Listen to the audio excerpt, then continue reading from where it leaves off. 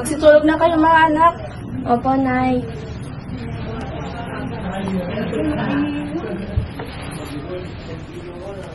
Mga anak, asawa, matulog na tayo, magsisimba pa tayo bukas.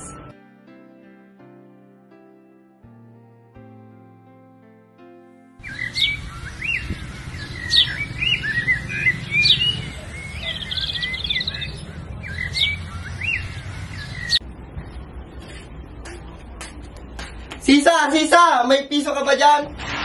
Pasensya na, Pedro. Ngunit ang pera ko'y ubos na. Ah, ganun ah.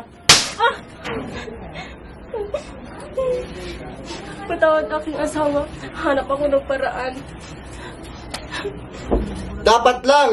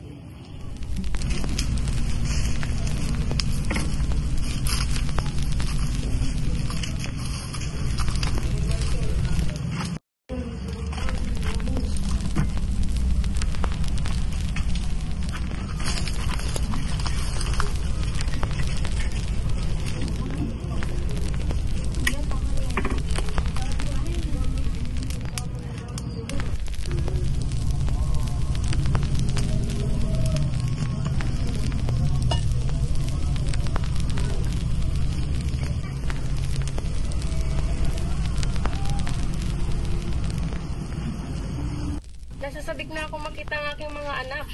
Isang linggo ko na rin silang hindi nakita.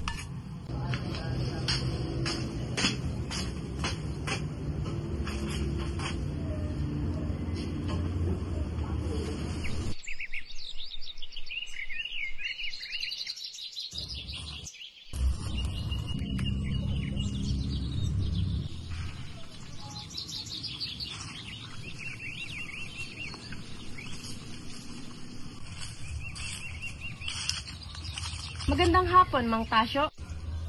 Oh, Sisa. Labaran ka yata. Pwede ba akong humingi ng tapang baboy ramo? Akin sanang pagluluto ang aking mga minamahal na anak sa kanilang pag-uwi. Oo naman, Sisa. Ikaw pa. Salamat po, Pilosok Tasyo.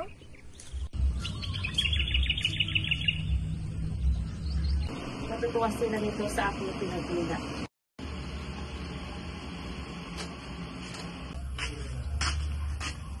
Tagay mga pare. Sige, pre. Sige. Mahila ka.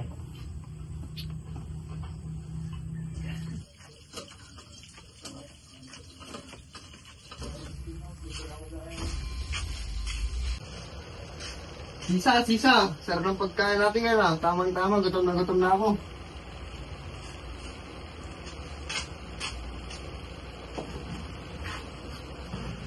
Ngunit Pedro, para sa mga...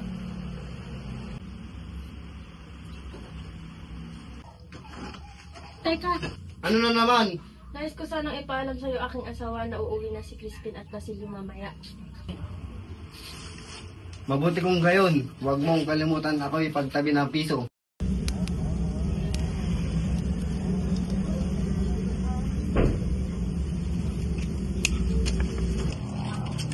Tiyak kong marami ding makakain ng aking dalawang anak. Malayo ang kanilang lalakarin, mahigit 1 oras din.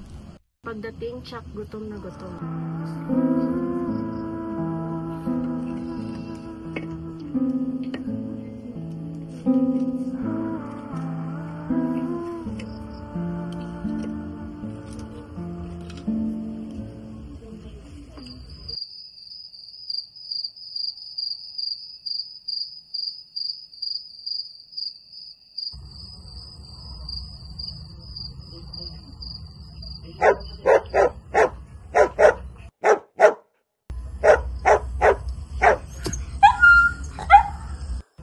Diyos ko, patawarin niyo sana kami sa aming mga nagawang kasalanan.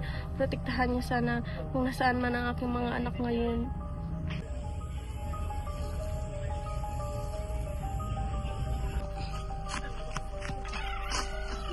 Nay! Inay! Buksan niyo po ang pinto! Inay! Pagbuksan niyo po ako! Anak! Anak!